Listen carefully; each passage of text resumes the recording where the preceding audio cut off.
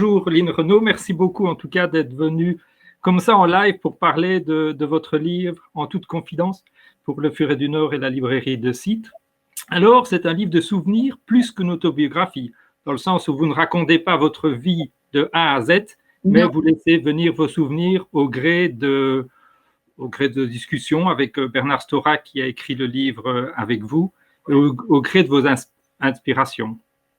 Oui, c'est surtout des confidences et des choses qui me sont arrivées, dont je n'avais pas parlé jusqu'à présent, et des anecdotes, c'est souvent drôle, et puis en tout cas, tout est vrai.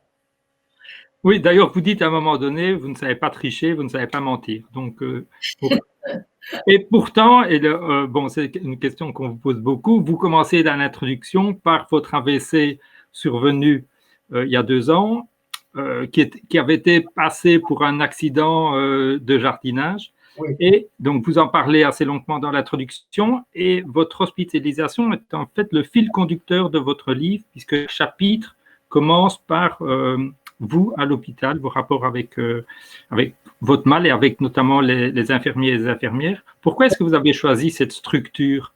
Je ne suis pas à l'aise avec un mensonge.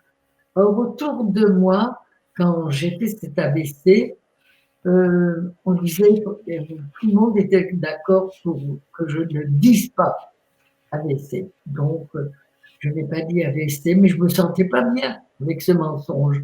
Alors, j'ai écrit le livre et j'ai raconté mon AVC. Et pour dire, après tout, l'AVC, c'est bien d'en parler parce que ça peut donner du courage aux autres personnes à qui ça arrive. On s'en sort. On peut s'en sortir. Donc, c'est ce que je voulais raconter d'abord. Commencer par la vérité. Et vous racontez exactement comment ça s'est passé et notamment que c'est grâce à votre chien pirate que… Bon, c'est dommage qu'il ne soit pas là. Mon chien pirate qui dort avec moi. Et ce matin-là, quand on est venu le chercher, celle qui s'occupe de moi est venue appeler pirate et il n'est pas parti. Il est resté. Et alors, comme il restait dans mon lit, il dort avec moi, la dame qui venait me chercher est entrée dans la chambre. Et là, il m'a trouvé par terre et j'ai dit, Jacinthe, appelez le SAMU. Moi, je sentais qu'il y avait quelque chose de bizarre. Et donc, après, Claude Chirac, quand je me suis réveillée, j'avais Claude Chirac à mes côtés et Muriel Robin. Et toutes les deux m'ont dit, Lynn, tu as fait un tout petit AVC. Voilà. Alors donc, j'avais pas de problème avec cet AVC. 6 jours après, j'étais à la maison, j'aurais pu être à la maison. Mais pendant l'AVC, je me suis cassé la cheville. Je ne sais pas comment, parce que ma jambe était sous mon sommier, parce que j'ai tellement essayé de me lever. Alors ma jambe était sous le sommier. À ce moment-là, j'ai dû me casser la cheville, pardon. Et donc c'est ça qui a pris 5 mois d'hôpital, parce que sur un AVC, on ne peut pas opérer. Alors donc on a remis ma cheville tant bien que mal, plutôt bien que mal. Maintenant je marche comme avant, tout va bien, tout va très bien. Oui, je vois. Et alors, c'est vrai que donc, vous dites que c'est pirate, mais tout au long de votre livre, vous racontez en fait votre proximité des chiens. Vous en avez eu plusieurs. Vous racontez comment est-ce que certains, vous les avez adoptés, etc. Les chiens sont un élément très, très important de votre vie. J'ai toujours eu des chiens. Depuis mon premier jour sur cette terre, mes parents à Pont-Nieppe, pour mon premier chien, c'était un berger allemand. Je sentais, j'étais une enfant dans le berceau et j'ai toujours le souvenir de quelque chose de très doux. J'avais quelque chose de très doux sur mon bras. Et c'était un petit berger allemand. C'était une petite boule. Je l'ai gardé. Il s'appelait Furax. Et depuis Furax, j'ai toujours eu des chiens, toujours. Oui, vous racontez même dans votre livre qu'il y en a un que vous avez sauvé de l'euthanasie. Incroyable, oui. J'étais allée à la SPA. Alors, je vais, puis je suis devant une cage où c'était je ne sais plus quelle race c'était le chien, un petit chien beige.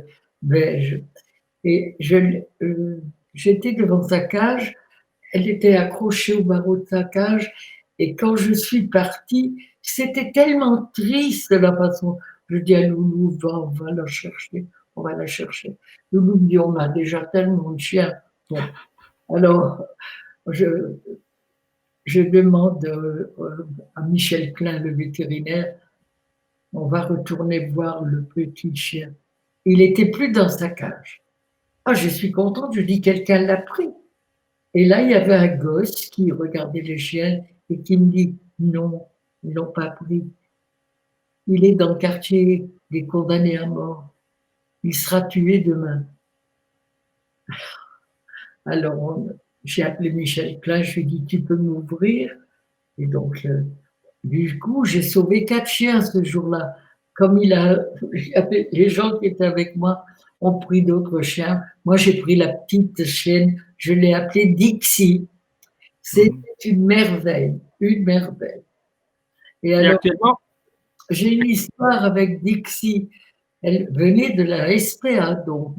C'était surtout la chienne de ma mère. Ma mère adorait Dixie. Et d'ailleurs, toutes les deux, elles se comprenaient, c'est incroyable. Et j'emmenais ma chienne au Casino de Paris tous les jours. Elle reconnaissait les chansons.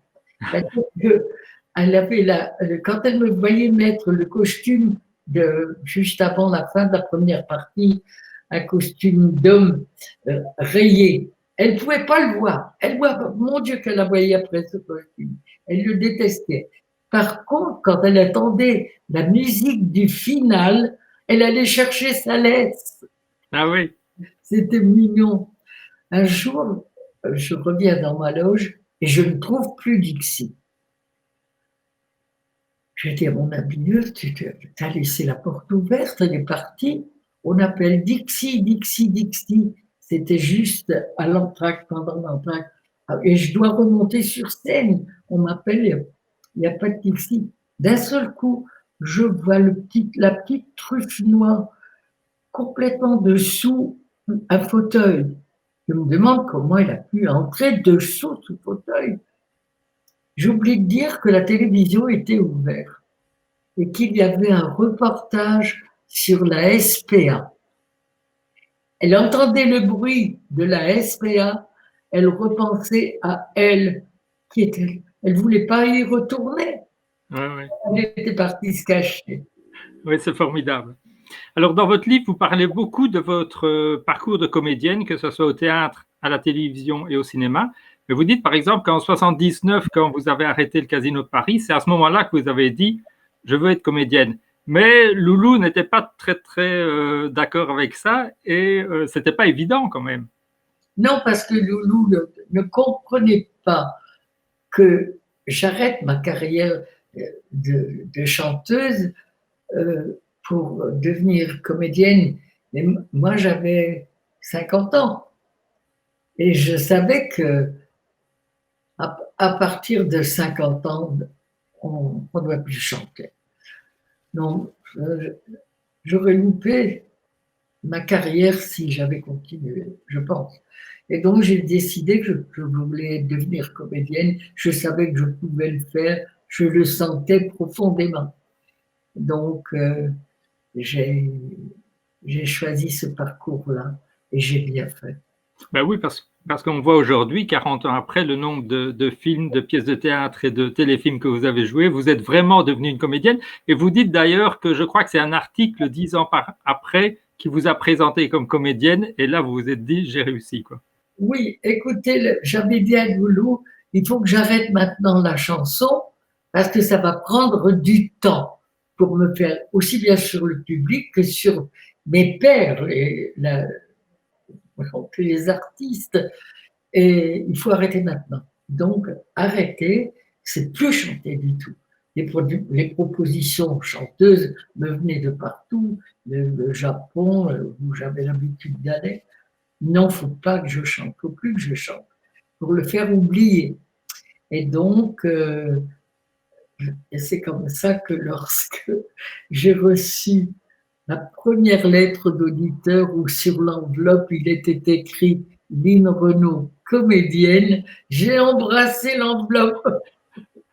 J'ai dit, ça y est, Loulou, ça y est, ça y est. Voilà. Alors, la première pièce de théâtre que vous avez jouée, c'était un énorme succès, c'est Folle Amanda.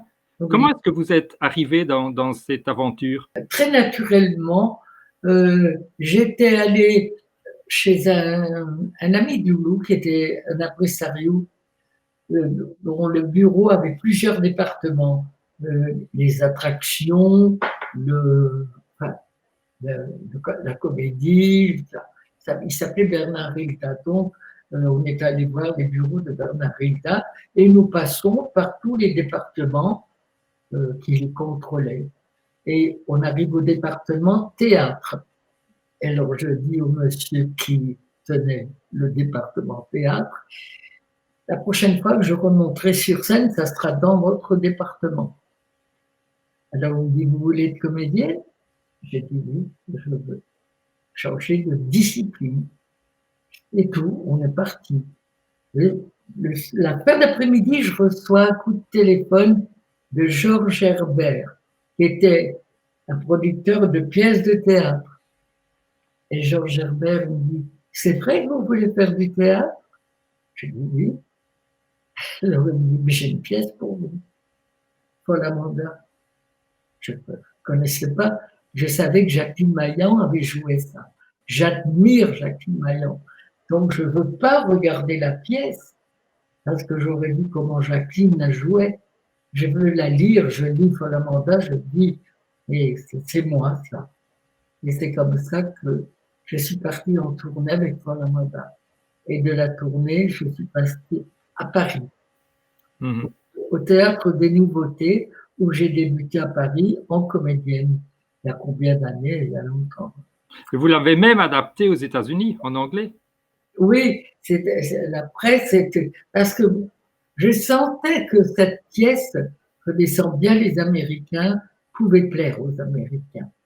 Et donc, je suis mise dans la tête de trouver un producteur en Amérique.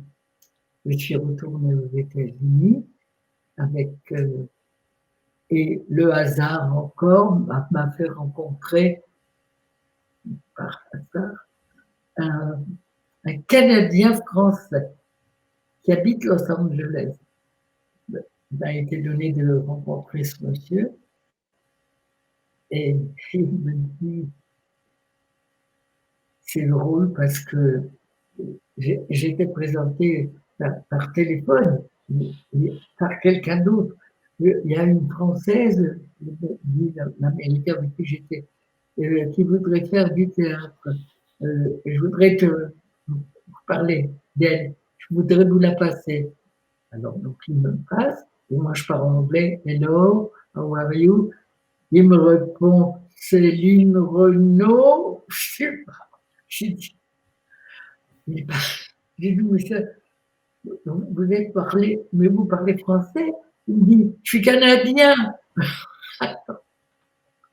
Il connaissait tout de ma carrière et cet homme, d'un seul coup, c'était un grand auteur américain, un français, mais d'origine canadienne, et c'est lui qui a adapté Folle Amanda, et en Amérique, c'est devenu The Incomparable Loulou. Et alors la scène, vous l'avez tout de suite adoptée, puisqu'à un moment donné, dans votre livre, vous dites, à la scène, j'étais comme chez moi, la scène, c'est mon domaine. Donc pour vous, le théâtre, c'était quelque chose de presque naturel, finalement. Ah, pour moi, c'était,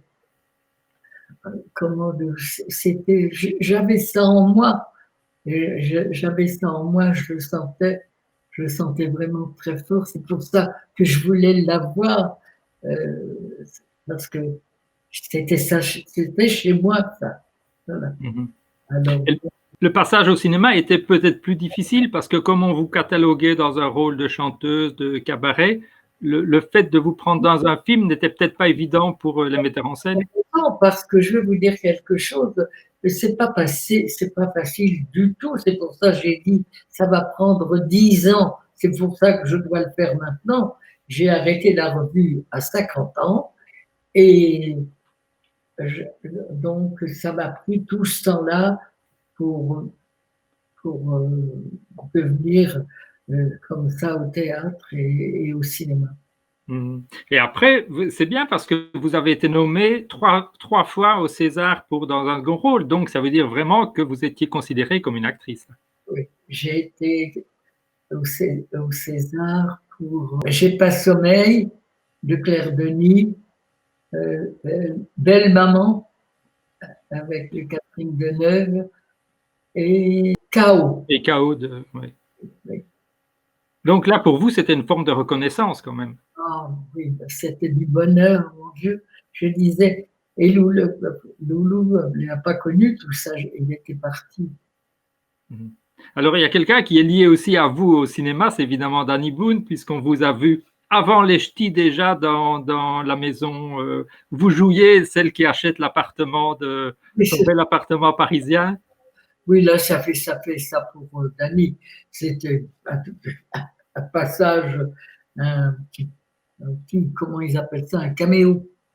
Et donc, Danny m'avait demandé de faire ça, mais avec plaisir, où j'étais un petit rôle, quoi. Et après est venu les ch'tis. Alors ça, c'était quand même à peu près, je crois que dans le monde, en tout, ça fait 27 millions de téléspectateurs. C'est la plus grosse recette du cinéma français. Ça, c'est Danny Boone. Oui, puis il ne vous a plus quitté puisqu'il vous a fait jouer dans Ch'ti Famille et maintenant dans un film qui va sortir prochainement. La Ch'ti Famille. Et la Ch'ti Famille, après, ça a été le deuxième film. Et donc, c'était le Patois du Nord. Les deux c'était le Patois du Nord. Mais là, maintenant, j'ai un troisième film avec Danny. Et c'est encore quelqu'un du Nord, Christian Carillon, qui est metteur en scène de ça. Et c'est Christian qui m'a contacté en me disant, j'ai un film pour vous, pour toi, il m'a dit, tu le lis. J'ai lu ce film, ça s'appelait La dernière course. Je ne sais pas comment ça va s'appeler, si c'est le titre définitif. Un sujet magnifique, d'une extraordinaire. Bon, alors Carillon est en train de monter son film et il appelle Danny Boone. Il l'envoie à Danny Boone. Et il appelle et Danny a lu. Donc, il lui dit, je cherche un coproducteur. Voudrais-tu coproduire mon film? Et Danny dit, je veux le jouer, ton film. Je ne laisserai pas passer ça. Je ne laisserai pas passer un rôle comme ça. Alors, du coup, je me retrouve avec Danny. Ben, c'est beau. C'est un grand bonheur. Alors, on découvre dans votre livre aussi que vous avez failli jouer au théâtre avec Alain Delon pour un projet qui n'a pas abouti, en fait. Oui, et tant mieux. Parce que ça prouve que quand les choses n'arrivent pas, on a tendance à se faire du souci, ou c'est dommage. En principe, il y a quelque chose d'autre de meilleur qui arrive derrière.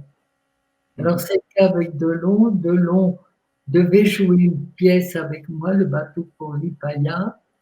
Il était tellement excité de jouer cette pièce, enfin, il me téléphonait tous les jours. Et un jour, je reçois un coup de fil de l'agence France Presse. Alors, Alain Delon ne joue plus avec vous. Donc, je dis, première nouvelle. Et donc, Alain ne s'était pas entendu avec les producteurs de la pièce. Il avait décidé de ne pas la faire. Donc, j'étais déçue. Déçue, même avec ma philosophie, Si ça ne se fait pas, c'est que ça ne devait pas se faire. Alors, bon, ma philosophie me console. Et là, l'après-midi, en fin d'après-midi, Israël Horowitz m'appelle.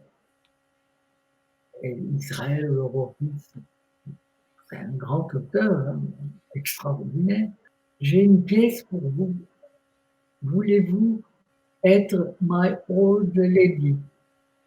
Voulez-vous être ma vieille dame? Dans le... J'ai dit oui, mais parce que Horowitz, il faut jouer Horowitz. Je lis, ça me plaît beaucoup, mais je vois quelques changements à faire quand même. Et donc, je discute avec Horowitz et on ne change pas les mots d'Horowitz. J'ai dit, alors si vous ne pouvez pas changer, je ne vais pas faire la pièce parce qu'il faut changer. Je ne peux pas dire ce passage de la pièce. Alors il me dit, bon, il me dit, je vais la proposer à Daniel Darieux. Je dis, vous avez une bonne idée, c'est une amie et elle est adorable. Il a changé le mot que je ne voulais pas dire. Voilà. Enfin, une phrase. Mais enfin, l'entente n'était pas quand même excellente avec lui, comme vous expliquez. D'ailleurs, il ne vous a pas choisi pour le film qu'il a adapté après. Ah, non. Jamais. Voilà. Tant mieux parce que ça a été un big noir. Mais c'est vrai que dans votre livre, on apprend pas mal de choses, notamment l'envers du décor. Bon, ici, vous devez donner un exemple. Et puis, il y a une pièce aussi qui était produite par Pierre Lescure, je crois, et que vous vouliez comme metteur en scène Ladislas Chola. Mais, et alors, vous racontez un peu toutes les démêlés qui sont produites dans ce cas-là. Je raconte que Ladislas Chola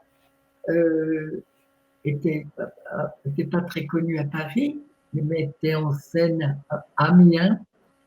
Et donc, Horowitz avait signalé Ladislas parce qu'il avait mis en scène une pièce d'Horowitz à Amiens. Je suis allé voir la pièce, j'ai adoré la mise en scène, vraiment formidable. J'ai demandé à Dominique Besséard d'aller le voir pour confirmer si j'avais raison ou pas. Dominique est emballé de la mise en scène de Chola. Et donc, c'est Chola qui a mis en scène Très chère Mathilde. C'était la première pièce que Chola mettait en scène à Paris. Oui, et après, il est devenu un metteur en scène. Après, il n'a plus arrêté après. Alors, vous consacrez aussi une large part à votre lutte contre le sida, vos engagements dans ce domaine, notamment les derniers chapitres sont entièrement consacrés à cette histoire, même si ça revient aussi dans le courant de votre livre. Et vous dites qu'en fait, parce qu'on vous demande parfois pourquoi est-ce que vous êtes engagé, et vous dites parce que vous étiez aux États-Unis, en fait, au moment où ça a démarré, et vous avez été aux premières loges pour constater, en fait, les dégâts humains que ça provoquait. Ouais. On a commencé par voir les dégâts là-bas aux États-Unis. Et puis, après, j'étais invitée à une soirée, un gala qui était organisé par Elisabeth Taylor, où elle allait récolter des fonds pour la lutte contre le sida. Je suis allée à ce gala et j'ai vu tous les artistes américains qui répondaient présents, qui sont venus défendre la cause. Et donc, je me suis dit en France, il faudra faire ça, mais pas moi, parce que j'étais de passage en France que pour 2 mois, car j'allais aller jouer pendant mon temps. Donc, je suis revenue, j'ai été interviewée à la télé, et j'ai dit ce que je viens de vous dire. Il faudra que quelqu'un le fasse en France. Et je pense pas à moi. Tous les artistes m'appellent. Ah, t'as raison. Méline, c'est toi qui dois faire ça, c'est toi. Non, je peux pas, je pars en Amérique. Enfin, finalement, j'ai dit, je vais faire un gala, le premier gala. Et c'était Pierre Bernard aussi qui m'avait donné l'émission, il avait changé Au nom de l'amour. Faire Au nom de l'amour, le thème était la solitude. J'ai expliqué à Pierre ce qu'était le sida. Pierre a changé la solitude pour en parler du sida. Donc, on a fait la première émission du sida. Et puis, voilà. 35 ans après, je suis... Ça n'a pas arrêté. Vous racontez notamment votre amitié avec Pierre Berger, le sida Action, etc. Là, c'est intéressant, même historiquement, parce que vous racontez dans les détails comment ça s'est passé, l'évolution des choses, etc. Oui, moi je raconte vraiment mes difficultés, les choses qui sont arrivées par hasard et qui ont... je crois que je raconte tout. Oui, et les critiques notamment qui vous sont faites au moment donné, on vous dit, vous défendez les homosexuels, etc. On vous critique aussi sur ce terrain-là. Oui, je parle aussi de ça. J'explique, je dis que beaucoup d'amis homosexuels et c'est pas une erreur de la nature. C'est parce que c'est la nature. C'est la nature qui a fait ça. Les gens disent c'est une erreur de la nature. Pas une erreur. L'homosexuel n'a jamais demandé à être homosexuel. Il est né. Il y a 2 personnes. Et il n'est pas heureux avec ça. Alors, il y a 10 ans, vous avez ressorti un disque rue Washington. Oui. On est venu vous chercher ou comment ça s'est fait en fait? Ça s'est fait encore un coup de hasard. On me disait toujours il faut rechanter, il faut rechanter, il faut rechanter. Je ne voulais pas chanter. Maintenant, il y avait 30 ans que je ne chantais plus. Ben oui. Alors, bon, les auteurs m'ont apporté de belles chansons. Il y avait vraiment des chansons magnifiques. Chant fort. Grand corps malade. Oui, Grand corps malade, c'est magnifique la chanson qu'il m'a écrite. Magnifique. Je ne vais pas vous faire la liste des auteurs. Et puis, les chansons étaient tellement belles que j'ai dit, je vais rechanter. J'ai fait, et ça, c'était vraiment mon dernier disque. Je ne rechanterai plus maintenant. Et vous avez fait une tournée même après. C'était un très beau disque. Il a été disque d'or quand même. Ça veut dire que vous étiez toujours attendue comme chanteuse. Oui. Oui. D'ailleurs, quand j'ai dit oui, j'ai réfléchi à Yves Montand. J'ai dit, par exemple, Yves Montand, il a arrêté de chanter. Et puis 30 ans après, il a rechanté. Il a remonté un tour de chant. Donc maintenant, je peux le faire. Mais vous-même, vous avez fait des concerts avec ensuite. Vous vous êtes retrouvé facilement sur scène. Je veux dire, vous avez retrouvé les automatismes de la scène. Comme si j'avais jamais quitté. C'était si facile. Sur scène, c'est incroyable d'ailleurs, incroyable. C'était là comme, je sais pas, je bougeais, je sais pas, c'était tout naturel.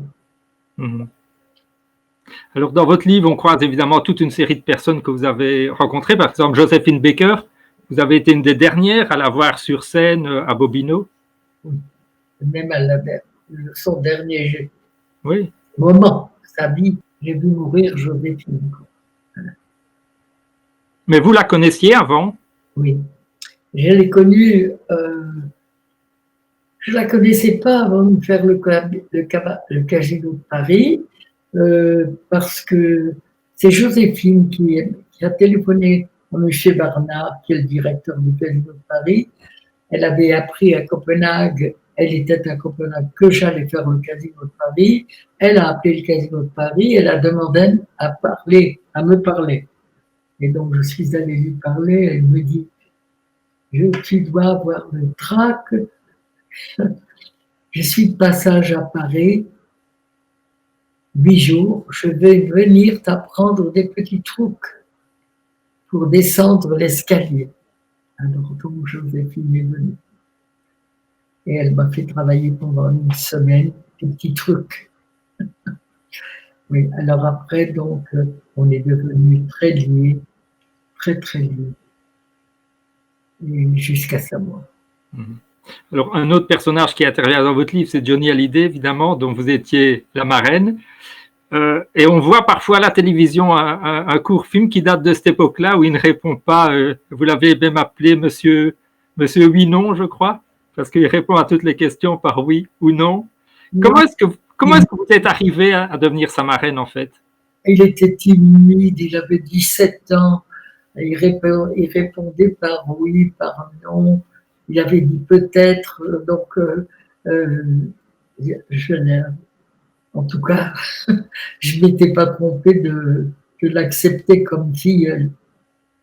Et comment est-ce que ça s'était passé? On vous l'avait proposé ou c'est vous qui l'aviez vu? Comment est-ce que... On l'a proposé. Aimée Mortimer, qui était la productrice de l'émission, avait fait un pré-choix. Et dans ce pré-choix, j'ai vu, elle m'a montré, j'étais dans le studio, moi j'étais dans la cabine de son, elle m'a montré les chanteurs et chanteuses qui restaient dans la liste. Et donc, j'ai dit, celui-là, c'est celui-là. Je ne me suis pas trompée. Non, et vous dites aussi que vous aviez reçu des lettres en disant comment est-ce que vous pouvez défendre quelqu'un qui chante des chansons comme ça, etc. Je me suis fait engueuler. Oh là là, le courrier que je recevais qui était contre. Oui. Heureusement, c'était compensé par le courrier que je recevais qui était pour. Loulou a dit, oh ça, lui, il va arriver parce qu'il ne laisse pas indifférent. Mm-hmm. Non, c'était et vous dites que toute sa vie, il vous a appelé marraine? Tout le temps. Ma marraine. Mm-hmm. Alors, un mot aussi peut-être sur la fondation Lynn Renault, Louis Gastier, le Loup Gastier. Vous pouvez dire un peu en quoi ça consiste? Eh bien, vous savez, moi, je suis fascinée par les chercheurs. Et c'est une grande admiration. Ce sont des gens formidables, formidables. Et pour moi, le chercheur, la différence, vous voyez, nous sommes des passeurs d'émotions. Le chercheur est un passeur de vie. Et donc, je les admire beaucoup.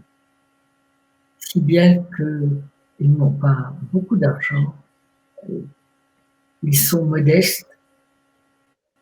Et j'ai décidé que je ferai un fonds de dotation Lynn Renault Loup Gastier, car on a toujours fait tout à deux avec nous. Donc, bien que nous ne soient plus là, j'ai appelé le fonds Lynn Renault Loup Gastier et que, eh bien, mon testament ira à la science. Mmh, mmh. Et vous faites des actions, des opérations autour de cette fondation? C'est-à-dire que maintenant, je l'ai mise en route pendant que j'étais à l'hôpital et je voulais la mettre en route de mon vivant. Et donc, on a encore un coup, on avait été à cause du Covid. J'ai eu un premier chercheur qui a reçu le prix il y a 2 ans. Et ça, il y a 2 ans. Et donc après, il y a le prix pour 2020. Je n'ai pas pu le remettre au bout du Covid. Donc, on va remettre le prix 2020, ça sera chaque année.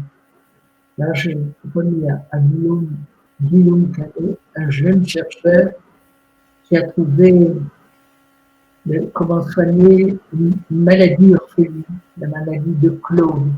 C'est-à-dire que ce sont des excroissances que les enfants ont sur le corps, quelque part, ou trop de coups, ou trop de... Ils ne peuvent pas marcher, rien. Et il a trouvé un cachet par jour et c'est guéri. Alors, on a vu la petite fille qui était malade et qui, après, finalement, est guérie grâce à ces chercheurs et elle prend des cours de danse. De voir ça, c'était beau de voir cette gamine dont la vie était fichue, quoi. Et là, donc, il a trouvé ça et il a été récompensé il y a 2 ans par le prix du Renault de l'université. Il a reçu donc 50 000 €. Et puis j'ai donné aussi à SIDAction 20 millions d'euros. Et puis aux chiens, aux gens qui dressent des chiens pour devenir des chiens d'assistance. Alors, une des dernières phrases de votre livre, c'est « Mon optimisme est intact ». C'est un peu ce qui a guidé toute votre carrière. Heureusement qu'on est optimiste, parce que là, on se suicide, surtout en ce moment. Si on n'est pas optimiste, moi je pense que la France en a vu d'autres. On est sorti de la guerre, on en a vu d'autres pendant la guerre, et je pense que là nous passons très mauvais moment. Surtout les personnes âgées, même les jeunes sont atteints avec la Covid, et que tous les chercheurs du monde sont sur le Covid, et donc ils vont trouver. Là, j'étais tout à l'heure avec Françoise Barré-Sinoussi, prix Nobel de médecine. Françoise est assez optimiste aussi. Ça va durer encore un moment, le vaccin, puis le moment de temps que les gens l'acceptent, donc ça va prendre un peu de temps, mais il y aura un vaccin. Et quand on est artiste, il n'est pas difficile de toujours garder cet optimisme parce qu'on sait qu'il y a des hauts, des bas, il y a l'angoisse de savoir si on va encore jouer, si on va trouver un rôle, si on va venir nous chercher. Cet optimisme permet quand même de tenir le coup. Mais il faut être optimiste. Il faut, ça se rend. La vie est faite de problèmes. C'est un problème, on appelle un autre. Et quand on a arrangé ce problème-là, on vient un autre. Et vous-même, vous avez encore des projets? Vous parlez du film de Christian Carion. Il y a d'autres choses en vue? Oui, le film de Carillon et puis la télévision, un film sur le squat. Ah oui, c'est ça. Oui. Mais vous avez beaucoup tourné pour la télévision. Le squat et puis après le film de Carillon. Donc, vous avez encore de nombreux projets. J'ai besoin, si j'en ai pas, j'en crée. Oui, parce que vous dites que au début du livre, je crois, vous dites que vous devez vraiment avoir des choses devant vous pour pouvoir avancer. Oui. Et puis, des motivations. Je ne pourrais pas rester sur un fauteuil et attendre que la nuit vienne pour aller me coucher. Non. Je ne pourrais pas ça. Il faudra bien que ça s'arrête. Très bien. En tout cas, merci beaucoup pour vos livres, pour vos souvenirs. Et comme vous disiez au début, c'est plein d'anecdotes, de choses très, très drôles et inattendues. Et donc, on aura encore le plaisir de vous revoir à la télévision et au cinéma. J'ai des trucs, vraiment, les gens vont rire. Oui. Des trucs plus sérieux. Très bien. Ça mélange de tout. Et vous savez, aujourd'hui, je vous reçois, je ne sais pas coiffée. Je ne suis pas en ligne Renault. Oh là là, comme chez Ruquier. Je suis comme chez moi. Oui, et comme vous gens du Nord que j'adore. Ah, j'en parle du Nord. Ben, mon Dieu, j'en parle du Nord. Partout où je suis allée, toujours. D'ailleurs, il y a des gens qui m'envoient des photos. Il y a des gens qui vont à Vegas, ils passent sous le nom, la rue Line Renault. Oui, la rue Line Renault, oui. Oui, ils font les photos sous la rue Line Renault et ils me l'envoient. Et moi, je suis heureux. Ils m'écrivent. Voilà. Oui, vous parlez d'ailleurs dans votre livre de l'inauguration de cette rue. Oui. Ça a dû être un moment émouvant quand même. Très, très émouvant. surtout que c'est venu 50 ans après ma présence là-bas. Ça veut dire beaucoup, parce que ça veut dire que j'ai marqué. Parce que sinon, il n'y a aucune raison que 50 ans après, les autorités, le gouverneur, qui est un nouveau gouverneur d'ailleurs, la mère, je la connaissais, la mère. Elle était déjà de mon temps. Elle n'était pas mère, mais elle était déjà avec qui vivra verra. Très bien. En tout cas, merci beaucoup et merci pour votre bonne humeur, votre optimisme et vos souvenirs riches. Vous embrassez pour moi les gens du Nord. D'accord. Allez, Merci. au revoir, Au Michel. revoir.